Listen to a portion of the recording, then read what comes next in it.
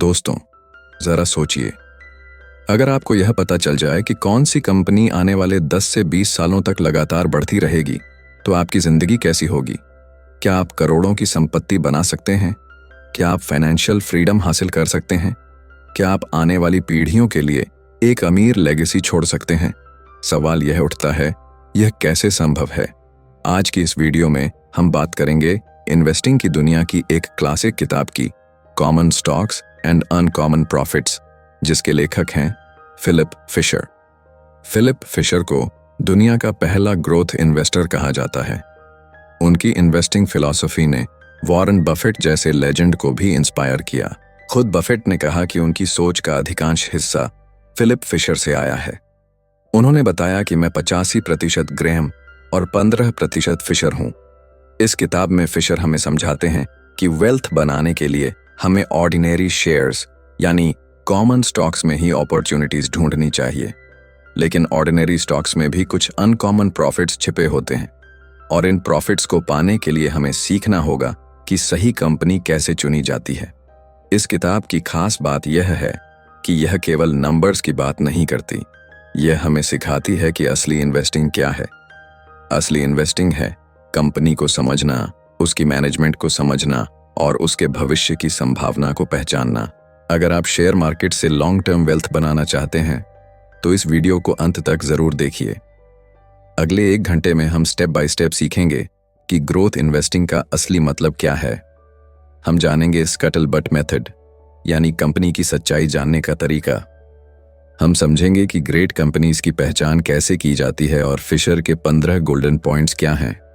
और सबसे महत्वपूर्ण, हम देखेंगे कि लॉन्ग टर्म इन्वेस्टिंग से करोड़पति बनने का रास्ता क्या हो सकता है। तो चलिए शुरू करते हैं इस अद्भुत सफर को common stocks and uncommon profits के साथ। दोस्तों, इन्वेस्टिंग की दुनिया में 2 तरह की सोच बहुत मशहूर हैं। पहली है वैल्यू इन्वेस्टिंग, जिसे बेंजामिन ग्रेहम ने विकसित किया। दूसरी है ग्रोथ इन्वेस्टिंग, जिसे फिलिप फिशर ने परफेक्शन तक पहुंचाया। वैल्यू इन्वेस्टिंग कहती है कि आपको कम दाम पर खरीदना चाहिए और सही दाम पर बेचना चाहिए। वहीं ग्रोथ इन्वेस्टिंग का नजरिया कुछ अलग है।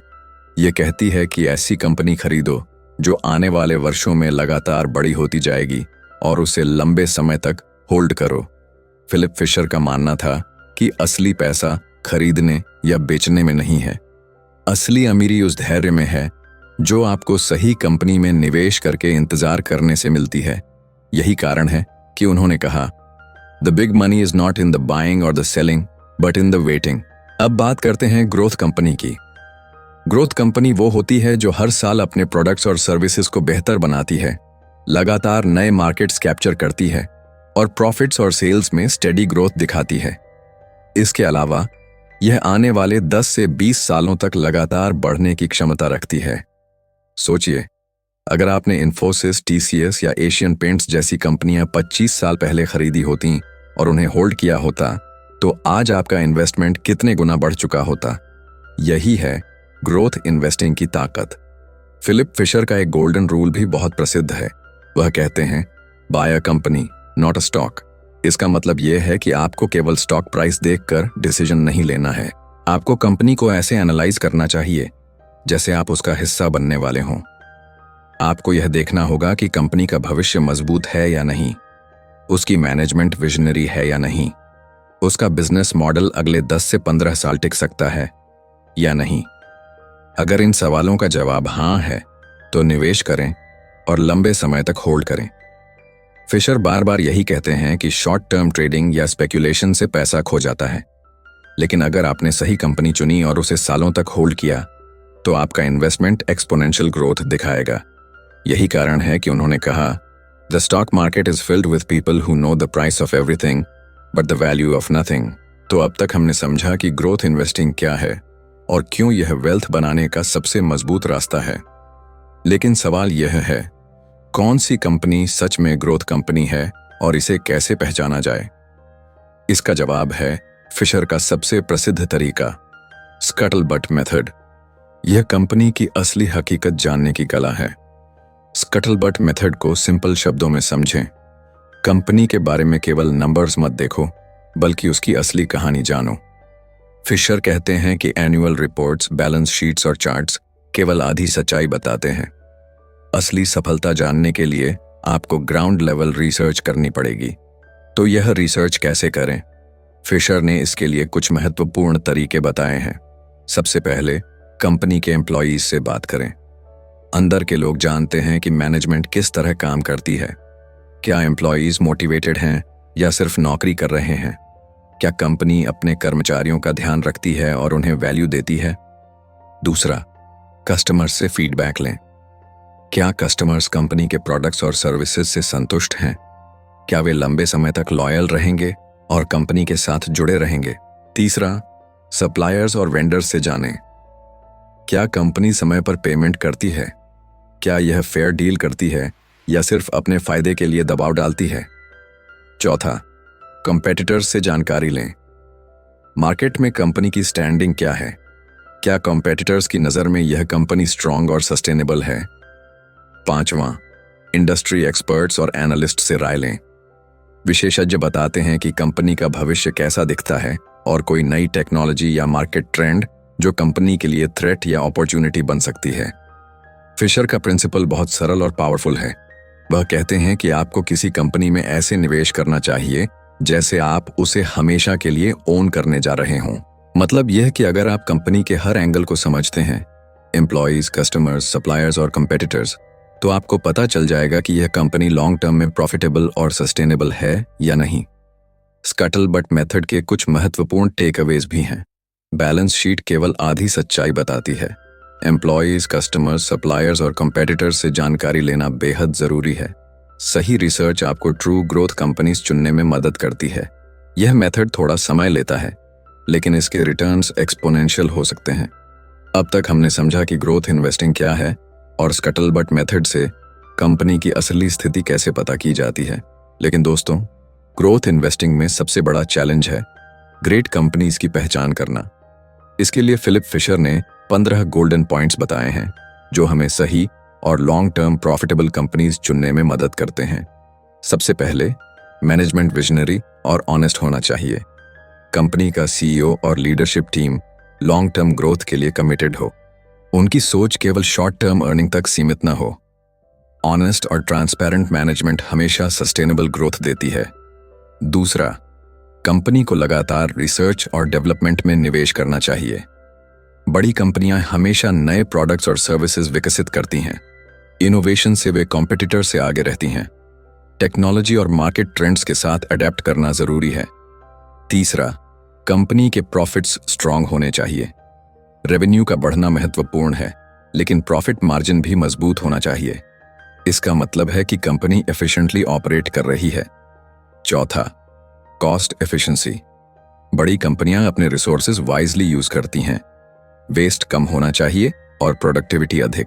पांचवां, एम्प्लॉयज की क्वालिटी। मोटिवेटेड और स्किल्ड वर्कफोर्स होना बहुत जरूरी है। एम्प्लॉय टर्नओवर कम होना चाहिए। छठा, प्रोडक्ट लीडरशिप। कंपनी के प्रोडक्ट्स या सर्विसेज मार्केट में टॉप होने चाहिए। कस्टमर्स उनकी क्वालिटी और रिलायबिलिटी पर भरोसा करें। सातवां, कंपेटिटिव एडवांटेज। कंपनी में कोई यूनिक फैक्टर होना चाहिए जिसे कंपेटिटर्स इमिटेट न कर सकें, जैसे ब्रांड रेपुटेशन, पैटेंट्स या सुपीरियर डिस्ट्रीब्यूशन नेटवर्क। आठवां, strong customer relationships. Loyal customers किसी भी कंपनी के लॉन्ग टर्म सक्सेस का आधार है। अच्छी सर्विस और ट्रस्ट बनाए रखना जरूरी है। नौवां, इफेक्टिव फाइनेंशियल कंट्रोल्स। अकाउंटिंग और ऑडिटिंग प्रैक्टिसेस साफ और ट्रांसपेरेंट होनी चाहिए। मिसमैनेजमेंट या फ्रॉड की संभावना कम होनी चाहिए। 10वां, कंपनी रेपुटेशन। मार्केट और पब्लिक परसेप्शन मजबूत होना चाहिए। पॉजिटिव रेपुटेशन लंबी अवधि में बिजनेस ग्रोथ को सिक्योर करती है। 11वां, ग्रोथ पोटेंशियल। कंपनी के पास आने वाले 5 से 10 साल में रेवेन्यू और मार्केट शेयर बढ़ाने की क्षमता होनी चाहिए। 12वां, एडेप्टेबिलिटी। कंपनी मार्केट ट्रेंड्स और एक्सटर्नल चैलेंजेस के साथ एडजस्ट कर सके। फ्लेक्सिबल और इनोवेटिव होना जरूरी है। 13वां, मैनेजमेंट और एम्प्लॉयज के बीच हार्मनी। वर्कर्स और मैनेजमेंट के बीच हेल्थी रिलेशनशिप होना चाहिए। मोटिवेशन और team work long term success के लिए क्रिटिकल हैं। 14वां, फोकस्ड मार्केटिंग। स्ट्रॉन्ग मार्केटिंग और ब्रांड अवेयरनेस स्ट्रेटजी होनी चाहिए। यह सही ऑडियंस तक पहुंचने और लॉयल्टी बनाने में मदद करती है। 15वां, ethical practices. Business conduct ethical और लीगल होना चाहिए। लॉन्ग टर्म ट्रस्ट और सस्टेनेबिलिटी में मदद मिलती है।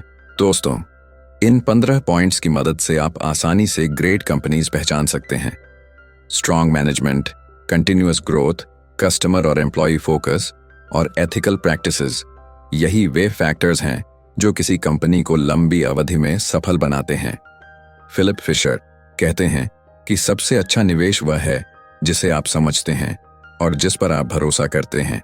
अब हम बात करेंगे मैनेजमेंट की क्वालिटी और विजनरी सोच की, क्योंकि यही वही फैक्टर है जो किसी भी कंपनी को लॉन्ग टर्म में सफल बनाता है। लेकिन एक चीज सबसे ज्यादा महत्वपूर्ण है, किसी भी कंपनी का भविष्य तय करता है उसका मैनेजमेंट। मैनेजमेंट की क्वालिटी क्यों जरूरी है? फिलिप फिशर कहते हैं कि कोई भी कंपनी अपने मैनेजमेंट की क्वालिटी से ऊपर नहीं उठ सकती। इसका मतलब यह है कि चाहे मार्केट कंडीशंस कैसी भी हों, सही लीडरशिप कंपनी को सही डायरेक्शन देती है। वहीं गलत या शॉर्ट साइटेड मैनेजमेंट कंपनी को डुबा सकती है। मैनेजमेंट की कुछ खासियतें होती हैं जिन्हें पहचानना बहुत जरूरी है। सबसे पहले, विजनरी होना। एक अच्छा मैनेजमेंट भविष्य को देखकर स्ट्रैटेजी बनाता है। वह मार्केट ट्रेंड्स और कस्टमर नीड्स को एंटिसिपेट करता है। दूसरा, एथिकल और ऑनेस्ट होना। ट्रांसपेरेंट डिसीजंस लेना और इन्वेस्टर्स, एम्प्लॉयज और कस्टमर्स के साथ ट्रस्ट मेंटेन करना मैनेजमेंट की सफलता की कुंजी है। तीसरा, लॉन्ग टर्म फोकस रखना। शॉर्ट टर्म प्रॉफिट्स के चक्कर में कंपनी को नुकसान नहीं पहुंचाना चाहिए। सस्टेनेबल ग्रोथ पर ध्यान देना बहुत जरूरी है। चौथा, एम्प्लॉय रिलेशंस। वर्कर्स को मोटिवेट करना, टैलेंट को रिटेन करना और टीम वर्क और प्रोडक्टिविटी बढ़ाना भी मैनेजमेंट की जिम्मेदारी है। पांचवा, डिसीजन मेकिंग और एडेप्टेबिलिटी।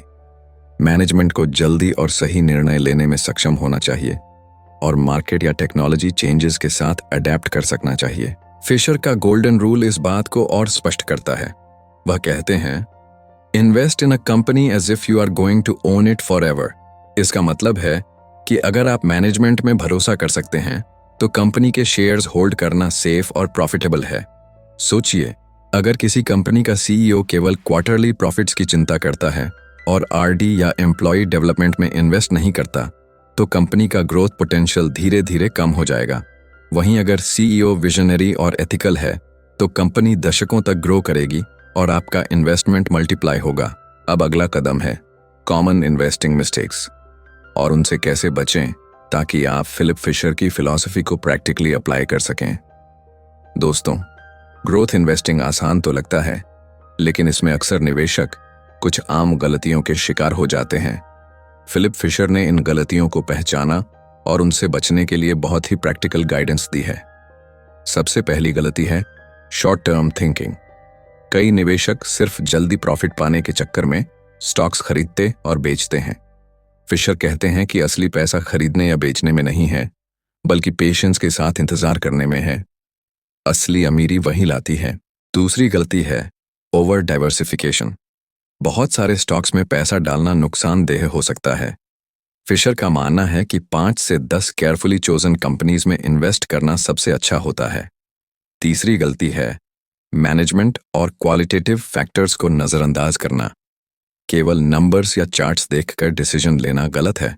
मैनेजमेंट, एम्प्लॉयज, कस्टमर्स और कंपनी के विजन को समझना जरूरी है। चौथी गलती है क्राउड का पालन करना। सिर्फ मार्केट हाइप या न्यूज़ पर इन्वेस्ट करना खतरनाक हो सकता है। ग्रेट इन्वेस्टर्स खुद रिसर्च करते हैं और हर्ड मेंटालिटी का पालन नहीं करते। पांचवी गलती है प्रॉपर रिसर्च न करना, यानी स्कटल बट मेथड को इग्नोर करना।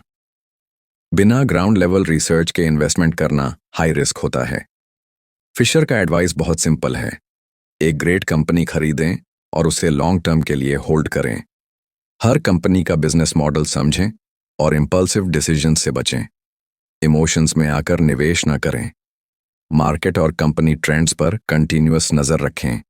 सोचिए, कोई इन्वेस्टर सिर्फ इसलिए पॉपुलर टेक स्टॉक खरीद लेता है क्योंकि उसकी प्राइस बढ़ रही है, लेकिन वह मैनेजमेंट या आरडी को नहीं समझता और ग्रोथ पोटेंशियल को नजरअंदाज कर देता है। अगले साल वही कंपनी मार्केट में स्ट्रगल कर रही होती है और इन्वेस्टर को भारी नुकसान उठाना पड़ता है। वहीं जो इन्वेस्टर स्कटलबट मेथड और फिशर के प्रिंसिपल्स को फॉलो करता है, उसका इन्वेस्टमेंट डेकेड्स तक मल्टीप्लाई कर सकता है। अब तक हमने समझा कि ग्रोथ इन्वेस्टिंग क्या है, स्कटलबट मेथड कैसे काम करता है, ग्रेट कंपनीज की 15 गोल्डन पॉइंट्स क्या हैं, मैनेजमेंट की इंपॉर्टेंस क्या है और कॉमन मिस्टेक्स क्या हैं।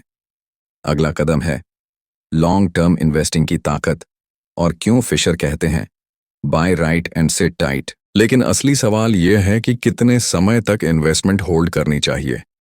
फिलिप फिशर का जवाब बहुत सिंपल है, लॉन्ग टर्म। फिशर कहते हैं buy right and sit tight. उनका यह मानना है कि स्टॉक मार्केट में बहुत लोग प्राइस के बारे में सब कुछ जानते हैं, लेकिन वैल्यू के बारे में कुछ नहीं समझते। इसका मतलब यह है कि शॉर्ट टर्म प्राइस फ्लक्चुएशंस पर ध्यान मत दें। आपको सही कंपनी चुननी है, सही प्राइस पर खरीदना है और उसे सालों तक होल्ड करना है। लॉन्ग टर्म इन्वेस्टिंग का सबसे बड़ा फायदा कंपाउंडिंग है।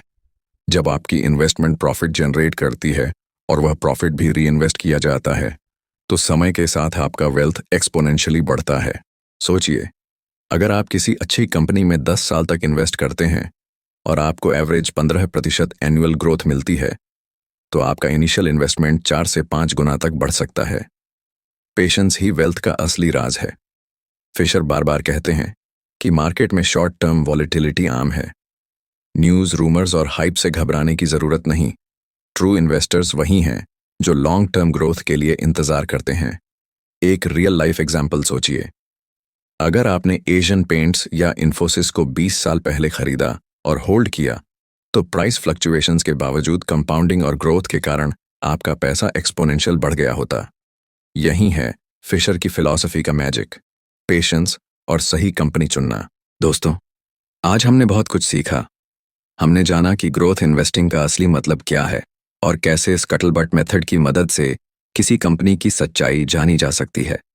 हमने ग्रेट कंपनीज की 15 गोल्डन पॉइंट्स को समझा, मैनेजमेंट और विजनरी लीडरशिप के महत्व को जाना, कॉमन मिस्टेक्स और उनसे बचने के तरीके सीखे और लॉन्ग टर्म इन्वेस्टिंग की ताकत को महसूस किया। लेकिन अब सवाल यह है कि इन सब लेसन्स को प्रैक्टिकली कैसे अप्लाई किया जाए। फिलिप फिशर की इन्वेस्टिंग फिलॉसफी को अपनाना इसका सबसे आसान और असरदार तरीका है। सबसे पहले धैर्य रखना जरूरी है। शॉर्ट टर्म प्राइस फ्लक्चुएशंस पर ध्यान मत दें। सही कंपनी चुनें और उसे लंबी अवधि तक होल्ड करें। दूसरी बात, ग्राउंड लेवल रिसर्च करें। एम्प्लॉयज, कस्टमर्स, सप्लायर्स और कॉम्पिटिटर्स से जानकारी लें। कंपनी को समझें, सिर्फ स्टॉक प्राइस को देखकर डिसीजन न लें। तीसरी बात, ग्रेट कंपनीज में निवेश करें।